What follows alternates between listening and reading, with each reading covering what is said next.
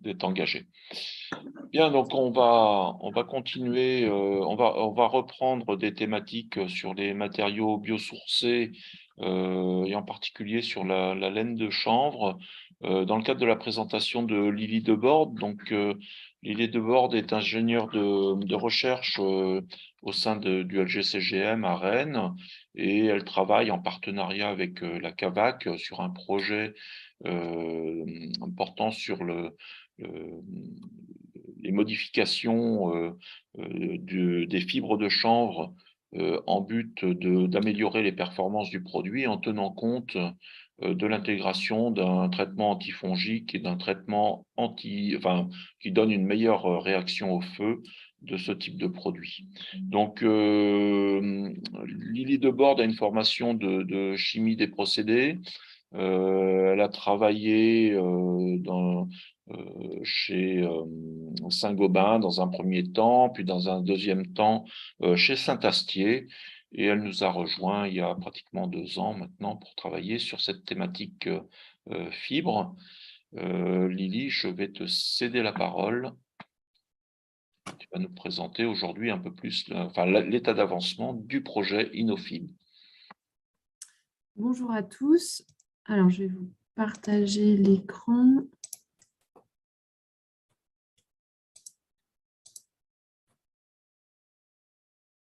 Est-ce que c'est bon là au niveau du son, de la vidéo et de l'écran? Oui, oui, c'est bon.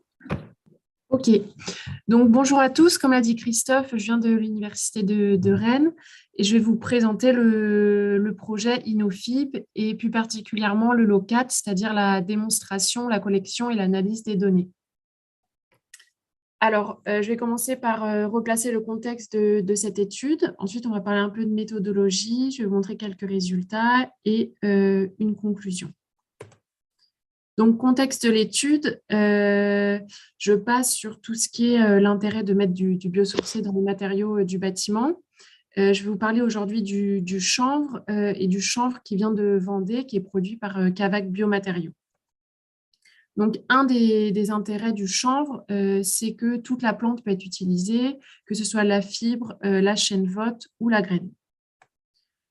Le travail comme l'a dit Christophe, s'intègre dans le projet InnoFib. Donc, c'est un projet qui est financé par l'ADEME. C'est un projet de 2 ans qui a pour but de développer un procédé industriel innovant de fonctionnalisation par voie sèche de la fibre de chanvre. Donc, concrètement, on travaille sur l'élaboration de 2 produits, un produit isolant qui s'applique en vrac et un produit isolant plus en type panneau. Et dans ce projet, il y a 2 principaux challenges à relever. Premièrement, il y a l'aspect performance thermique, donc qui passe par trouver le meilleur affinage de la fibre de chanvre pour obtenir un meilleur lambda et la plus petite masse volumique possible. Et le deuxième challenge, c'est la partie traitement, la partie formulation pour donner aux fibres une résistance au feu et une résistance fongique. Hop, donc là, c'est les principales étapes du projet qui s'articulent autour de silos. Lors du dernier GDR en novembre 2021, j'avais présenté les lots 1, 2 et 3. On avait parlé de tout ce qui était les méthodes pour la caractérisation des matières premières. On avait parlé de la méthodologie mise en place pour la formulation des essais feu et des essais fongiques. Et donc aujourd'hui, on a depuis bien avancé et on en est au lot 4. Donc c'est ce que je vais vous présenter aujourd'hui, la partie chantier test, démonstration, collection et l'analyse des données. Donc, deuxième partie, la méthodologie. Donc, pour l'instrumentation, on a instrumenté une maison, ce qu'on appelle notre chantier test. Donc, en fait, c'est une maison qui est habitée avec des combles perdus, avec du coup l'isolant qui est mis en place par soufflage. Donc, on instrumente cette maison avec des capteurs Sensirion SHT35 qui font des mesures de température et d'humidité. Ces capteurs, on les implémente, je ne sais pas si vous voyez mon curseur, en différents profils, donc c'est différentes positions où on vient mettre quasiment les uns au-dessus des autres dans différentes épaisseurs de l'isolant, les capteurs. On a aussi des capteurs d'ambiance, que ce soit dans le comble ou en intérieur dans les différentes pièces de la maison, mais on a aussi des capteurs en extérieur pour pouvoir avoir les données extérieures.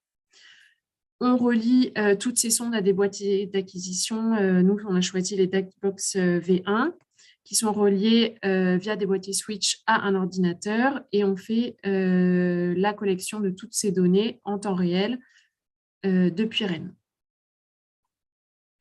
Donc, on a également en plus un flux-mètre qu'on a placé dans le salon de la maison. Donc, plus concrètement, je vous montre ici des photos de comment on a implémenté toute l'instrumentation. Donc là, en fait, on a construit des différentes échelles. Et après, c'est ce qu'on appelle un profil de mesure, c'est-à-dire que pour une localisation, on a différents capteurs à différentes hauteurs dans l'isolant. Et donc ça, c'est le boîtier, ça c'est l'échelle, pardon, avant la mise en place. Et là, donc on a une photo avec, ici, vous avez la sonde d'ambiance dans le comble et là, l'échelle qui est dans l'isolant en place dans le comble. On met aussi des capteurs de surface, donc sous ces échelles, au niveau du placo, sous l'isolant. Et vous avez ici à droite la sonde d'ambiance, du coup, pour une des pièces instrumentées. On a ici d'autres photos d'une sonde de surface et d'ambiance. Et là, c'est par rapport aux sondes d'ambiance extérieure. Donc, en tout, on a 58 mesures température, humidité. Et on fait des acquisitions avec un pas de 3 minutes, 24 heures sur 24. Donc, comme vous l'avez peut-être vu sur les photos avant, là, on est sur une solution en laine de verre. Alors, le but, ce n'est pas d'étudier la laine de verre, c'est qu'on a un chantier en fait, où on simule une rénovation. Donc, on instrumente la partie avant. Donc, en fait, c'est telle qu'elle, la maison telle qu'elle est aujourd'hui. Et on fera une rénovation donc, qui est prévue pour octobre 2022 avec la solution développée dans le cadre du projet InnoFib, donc un isolant soufflé à partir de chanvre. Et l'idée, c'est de pouvoir comparer l'avant et l'après. Donc, comment on va faire ça? Au niveau du traitement des données, donc on a la partie instrumentation qui est déjà réalisée. On a la partie acquisition des données. Donc ça, on espère acquérir des données sur une durée d'à peu près 2 ans. Ces données, elles sont enregistrées sur le PC qui est pilotable depuis Rennes. Grâce à des macros et différents outils de traitement des données, on arrive à des calculs de pression de vapeur, on arrive à des cinétiques de température, d'humidité, de pression de vapeur qui sont calculés soit en fonction du temps, soit également en fonction de la position des capteurs. Et on a aussi tout ce qui est donné flux thermique. Donc, c'est ce que je vais vous montrer dans cette partie, la partie résultat.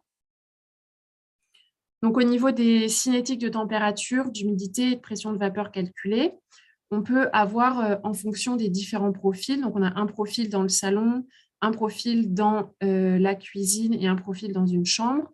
Et donc, on peut obtenir les différentes données de température, humidité corrigée et pression de vapeur en fonction du temps. Ça nous permet de voir, par exemple, tout ce qui est l'amortissement et les déphasages. Et donc, on regarde, on étudie ça en fonction de différents journées types, en fonction du climat, des conditions extérieures, du moment de la journée, en fonction de si la maison est habitée ou si les habitants sont partis en vacances, par exemple. On regarde aussi ces évolutions de température, humidité et pression de vapeur calculées en fonction de la position des capteurs. Donc, c'est sous forme de profil où on a là cette fois les changements. On a cette fois les changements de température en fonction non plus du temps, mais de la position du capteur. Et en fait, l'avancement du temps se traduit ici par les différentes courbes. Ça nous permet d'identifier des périodes de régime établies. On peut voir aussi et quantifier les phénomènes de sorption, désorption. Et pour ce qui est de l'humidité, ça rejoint un peu ce que disait Yves André ce matin. On va pouvoir étudier quels sont les pourcentages d'humidité atteints dans quelle épaisseur d'isolant, pour essayer de voir s'il y a un risque de développement fongique ou pas dans le cadre d'une utilisation réelle selon le climat vendéen. Et donc, on peut faire la même chose exactement avec le pression de vapeur calculé. Au niveau du flux thermique, donc là, c'est un exemple d'extraction des données. Donc, on a le flux thermique en fonction du temps. Toutes ces données sont corrélées aux sons de température et d'humidité. Ça nous permet de faire des calculs et d'identifier la résistance thermique de la paroi.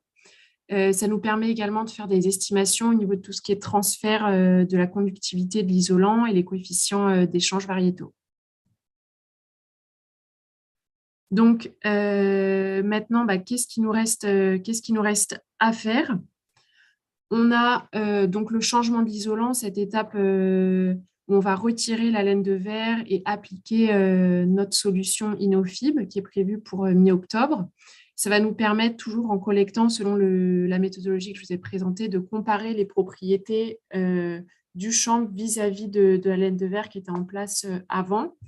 Et on va pouvoir faire une étude du vieillissement de toutes les propriétés, que ce soit résistance au feu de nos traitements, résistance fongique, les propriétés de masse volumique, de tassement de la solution InnoFib qui, une fois en place, sera étudiée à différentes échéances dans le temps.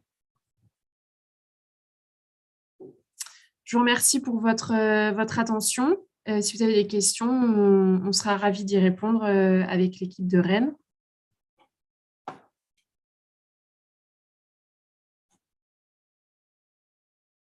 Je ne sais pas si Sofiane, tu reprends la main ou Christophe.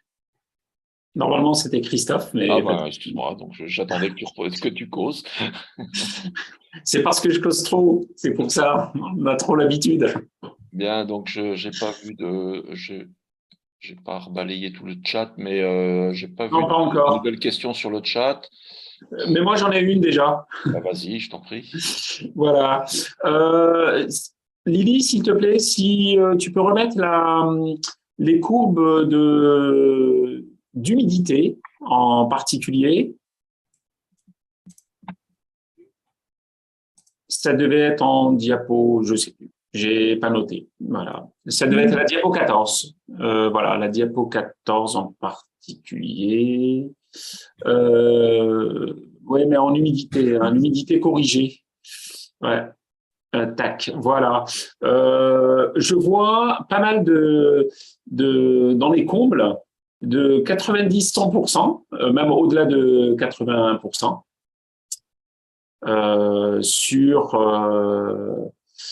Alors, c'est des choses que je vois assez souvent, hein, c'est-à-dire des humidités relatives dans les murs, dans les combles. Et là, normalement, je suis un petit peu étonné. Est-ce que c'était… comment dirais-je, il y avait une pluviométrie particulière, une humidité particulière, je ne me souviens plus, un 27 juin. Est-ce que ça a duré longtemps? Voilà, est-ce que tu avais un commentaire là-dessus? Ça me paraît très élevé. Alors là, sur les au-dessus de 90%, au final, on voit que c'est que les sondes d'ambiance du comble qui atteignent ces pourcentages d'humidité. Et au niveau des heures, on est sur du 6 heures, 7 heures, les courbes bordeaux et rouge. Ça, c'est quelque chose qu'on voit très fréquemment. En fait, on voit assez souvent sur nos cycles, c'est le matin quand il y a du brouillard. La maison est implantée en Vendée. Du coup, c'est un climat qui peut être un peu humide. Il y a pas mal de marais autour. D'accord. Tu avais une station météo? Tu as une station météo à accorder à la maison? Oui, on fait des relevés. On fait des relevés météo qu'on compare. Justement, ça nous sert aussi de vérifier la calibration de nos sondes extérieures. Très bien. Et ce qu'on peut voir là par rapport à l'humidité, c'est ici. Donc, pareil, on est sur la période du 24 au 29 juin. Et on voit que les 90% d'humidité, en fait, c'est les sondes d'ambiance. Et quand on est dans l'isolant, donc là, par exemple, à partir de la turquoise, on est à 23 cm. Donc là, on commence à être dans l'isolant. On voit que ça chute bien, en fait. Ça chute bien, mais on est au-delà des 70% que Yvan Drest, ce matin, nous indiquait comme étant on va dire, une des limites à partir de laquelle il y avait des problèmes. Elles sont toutes au-dessus de 70% d'humidité relative, quand même. Hein. Oui, mais elles sont sur 70% que la nuit. Après, le jour, ça redescend. Et ce que disait ce matin Yves, c'est que il faut qu'on ait une plage plus longue d'humidité, que ce soit au Mhm. moins un cycle jour-nuit, voire quelques jours pour qu'il y ait un Un développement. développement fongique, tout à fait. Merci. On a des questions sur le chat. Première question, euh, est-ce que la distribution de température est similaire à différents points? Je pense que la question porte sur les points de mesure. Tu pourrais peut-être préciser que l'on a plusieurs profils de température à différents endroits.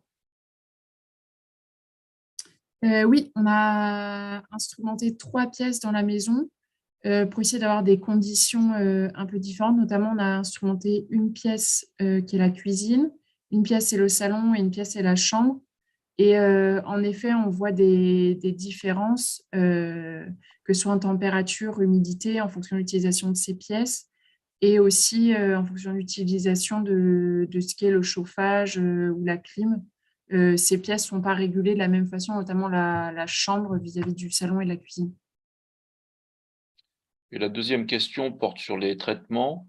Ont-ils apporté quelque chose en termes de performance hygrothermique? Alors ça, on n'a pas encore pu le quantifier, vu que comme j'ai expliqué, la solution Innofib, elle n'est pas encore en place dans le compte, donc elle n'est pas instrumentée, on n'a pas les données. Et c'est quelque chose qu'on va pouvoir voir à l'issue de ce changement d'isolant. Alors, pour préciser un peu, l'objectif n'était plutôt de ne pas trop pénaliser avec les traitements, plutôt Oui, que d'améliorer déjà. Bien sûr, les traitements ont été testés en labo de façon à voir au moins à retrouver des masses volumiques non pénalisées, ce qui est déjà un bon indicateur pour des futures performances thermiques.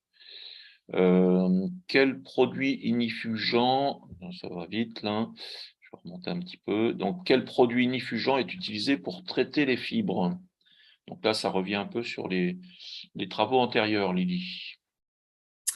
ça revient un peu sur les travaux antérieurs et on ne peut pas pour l'instant dire exactement les solutions, par souci de confidentialité, les solutions qui ont été retenues et qui seront testées sur le chantier de test.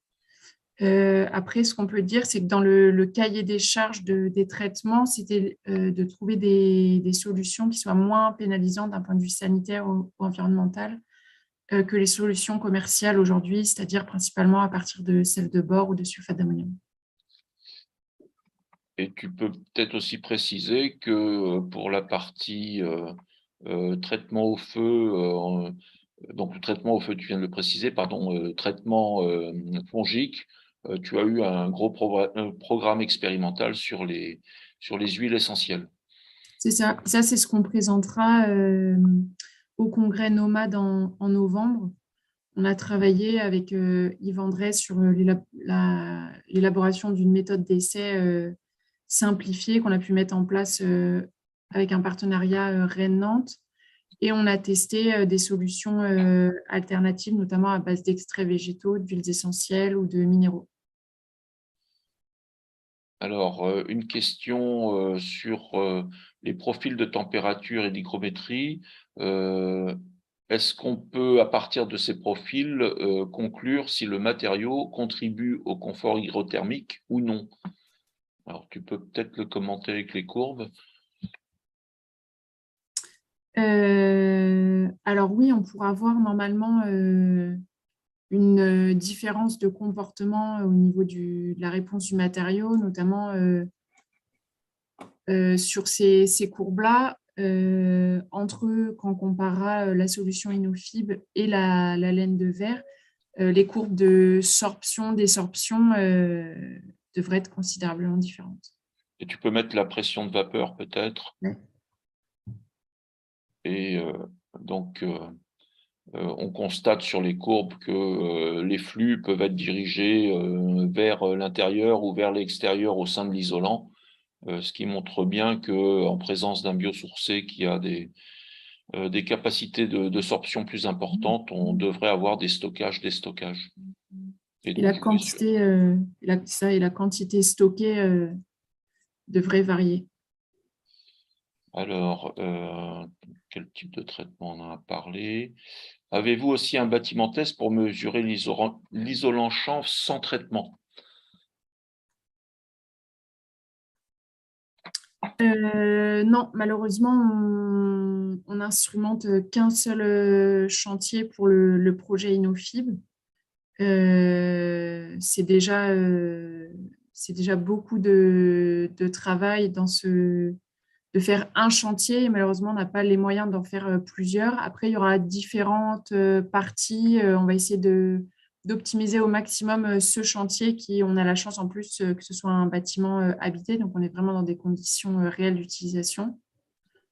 On va tester différentes solutions dans différentes parties du comble, mais dans tous les cas, ce sera des solutions qui sont traitées.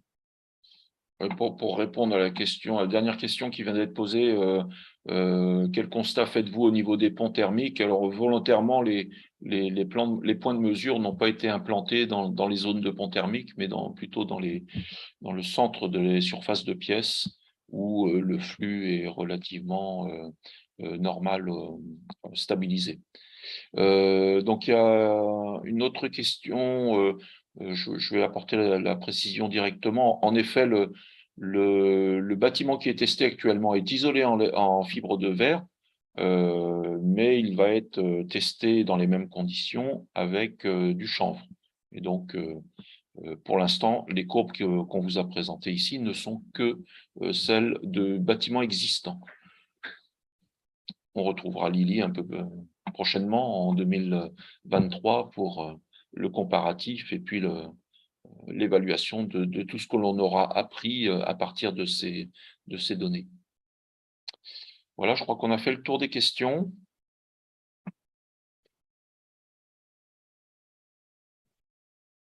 Et donc, il y a un nouveau message. Et donc, vous avez le lien pour retrouver le support. Voilà, merci pour votre attention. Je crois qu'on va pouvoir clôturer la matinée maintenant. Tout à fait, Christophe. Voilà. Je remercie tous les intervenants. C'était franchement très intéressant. Je trouve que le programme était plutôt bien construit, très complémentaire. On a balayé un large périmètre de l'économie circulaire, la durabilité, ce que font. Alors, je voudrais dire, hein, bon, Guillaume n'est pas là, mais une des perspectives du GDR, actuellement on est sur un GDR national, peut-être certains ne le savent pas, mais je suis en congé de recherche ou en congé sabbatique cette année, et un des objectifs, c'est vraiment de passer à un GDR international. Et donc, une des missions que je me suis un petit peu donnée, c'était un petit peu d'aller voir de ce qui se passe un petit peu partout en Europe, et même de par-delà l'Europe, pour essayer de construire un network international, donc au travers d'un GDR international. Voilà, donc c'est une des missions parce que les solutions, elles sont locales, bien entendu, mais je dirais il faut prendre les idées partout. Il faut agrandir notre communauté pour la rendre encore plus efficiente. Voilà, donc c'est pourquoi dans le GDR, on va essayer à chaque fois de faire intervenir on va dire des intervenants internationaux en Suisse, aux Pays-Bas, au Portugal, où il y a des choses qui se font. Et c'est important un petit peu qu'on connecte un petit peu tout ce réseau de connaissances. Donc, on se retrouve à 14h. Olivier Arnoux sera le grand chambellan, maître de cérémonie, sur cette première demi-journée Bambou. Voilà, on vous attend tout aussi nombreux. On était une centaine un petit peu ce matin. Et je pense qu'on sera tout aussi nombreux. Je tiens à signaler aussi en termes de l'international, ce matin, on avait des gens d'Algérie, de la Guadeloupe, des gens du Kenya, de Nairobi, des gens du Cameroun. Donc, tout ça est très, très bien. Bon,